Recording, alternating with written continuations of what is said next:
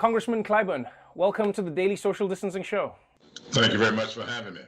Thank you so much for taking the time at what is one of the busiest periods for top Democrats all around the country. First things first, many people refer to you as the Biden whisperer, and you are the person who was credited with turning his fortune around in helping him secure South Carolina and then moving him to victory onwards from there. Did you whisper anything to him about choosing Kamala Harris? Well, I whispered to him about what he should do in determining who his running mate should be. I did answer whatever questions he asked of me. I gave him positives and minuses about maybe a dozen people, and she was one of them.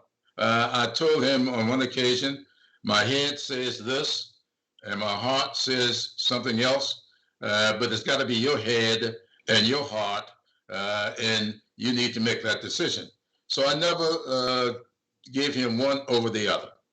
Now that Kamala Harris is the pick, what does your head and your heart say? She is who I believe complements him better than anybody else. He is a very passionate person. She has the kind of debating skills that I think will be needed in this campaign. Biden knows policy, and he's good on policy. But Biden is not the kind of debater that Kamala is. And that is what you need in a VP candidate. Someone going to go toe-to-toe, not just against the other VP, but against the policies that are being dictated. And so I think that she is out there on policy in a way that's going to drive Donald Trump nuts. One thing that has to happen, though, in order for the Democrats to win this election is people have to come out and vote. One thing that's been really interesting is when people are polled, you know, a lot of people have said that they're not excited for Joe Biden, but they definitely want to vote against Donald Trump. You know, Joe Biden is seen as a pragmatic choice as opposed to a passionate choice. Do you think Kamala Harris shifts that? And I know you don't speak for all black people, but as somebody who has deep roots within the black community, do you think that Kamala Harris now affects how black people will come out and vote for Biden in a way that maybe they didn't for Hillary? Well, I think that she does a real good job in moving the needle on that quite a bit. Maybe not all the way to where it needs to go. But I really believe that this campaign, when these two conventions are over, will be over as of Thursday night. The Republicans will have their time next week. By Labor Day, I think you're going to see people moving to Joe Biden on policy rather than just to be against Trump. Yes, Trump has given us all we need to vote against. I am working very closely with my good friend, Cedric Richmond, who is co-chair of the campaign, and my protege in the Congress. And we are looking at how to make this campaign one about Biden. We want people to vote for Biden, and we're going to give them the reasons they should vote for Biden. They already have enough reasons to vote against Trump. Let's talk a little bit about the voting. I know you've been passionate for most of your life about voting rights. America's in a really scary place right now, Congressman, where the November election is looming, coronavirus doesn't seem to be going anywhere, and the post office seems to be in a place where it may not be able to fulfill the needs of mail-in voters across the country. Looking at the move that Jacinda Ardern just announced in New Zealand, do you see a future, or do you see any possibility where America says they're going to move the dates of their election, or do you think that that's something that is fundamentally un-American? That is fundamentally un-American, and it cannot be done. Congress sets the time for elections to take place. Now, that has been set for the Tuesday after the first Monday in November. And that's what it is. And this president can do nothing about that. He can declare some kind of an emergency, take us to war or something. I hope he's got enough sense not to do something like that. So I think the elections are going to be on November the 3rd. But what I've been saying to my Democratic friends, that we ought to declare, if not officially, we ought to declare amongst ourselves election month. October ought to be election month. And we ought to dedicate ourselves to doing the things that are necessary to get people to the polls. This president says he's all for absentee voting.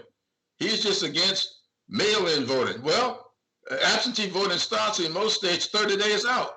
In South Carolina on October the 5th, people will start voting absentee. Now, we've been leaving it up to people to do it on their own. This time, we ought to create the mechanism during the month of October to get people voted absentee. So I've been asking my friends and my party to dedicate this election year to John R. Lewis and demonstrate election activities throughout the month of October. So let me propose a horrible scenario that America has to consider. What if people do vote early? What if those votes get collected by the post office, but then they're not delivered in time to the places they need to be delivered to? And what if those votes are now not counted by the places that have announced they're not going to count them if they don't come in by election day? You could have hundreds of thousands or even millions of votes that could shift the election that are not going to be part of the election. Do you think that that's worth not moving an election for, or do you have a plan in place for what happens if the post office doesn't follow through on what people hope it will achieve? I do have a plan in place, and it's copied from Colorado. The state of Colorado, I think, has got the best plan going, and it's not relying on the post office. People who want to use the post office, fine, you can, but it's putting ballot boxes around town in various places, and it's getting people to vote in person, absentee, but in person. So yes, we can get around that. Sure, we need to keep the post office going, because I think this thing with the post office is about more than just voting. I think that this president is camouflaging this activity. Remember, the post office has been with us before we ever had a constitution. That's how it got wrapped into the Constitution. And the post office, I always say, is the thread, the main thread that keeps the fabric of this country together. And if we pull that thread out of the fabric, it comes apart. We have as our motto in this country, e pluribus unum, out of many, one. That's what it's all about. The post office has been the main thread to make this country a country of one. That is why we need to make sure we do not allow the postal service, and I emphasize service, to go awry. This is not about making a profit. That's why the post office is a service and not a business. Businesses exist to make a profit. Government should not exist to make a profit, but to give service. Profit, yes, for business, but for government, give service. You are one of the speakers who's going to be speaking on the first night of the DNC, which is going to be a very different Democratic National Convention than the ones we're used to. What are you hoping people will take away from your speech tonight? Well, the thrust of my speech is all about unity. Why we have to maintain unity in this country. We are in pursuit of building a more perfect union. Not a perfect union, but a more perfect union.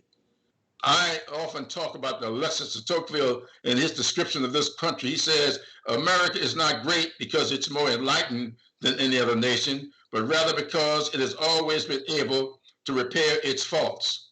And so what I want to say to America tonight, we have opened up some fault lines in this country. You know what they are. We need to do better about health care for our citizens, about education for our children. We know what those fault lines are. Let's go about the business of repairing those faults. That's what I'm going to be talking about tonight.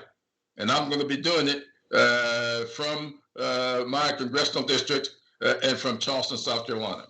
Well, Congressman Clyburn, I know you have a very busy schedule, so I appreciate you taking the time. Thank you so much for joining us on the show.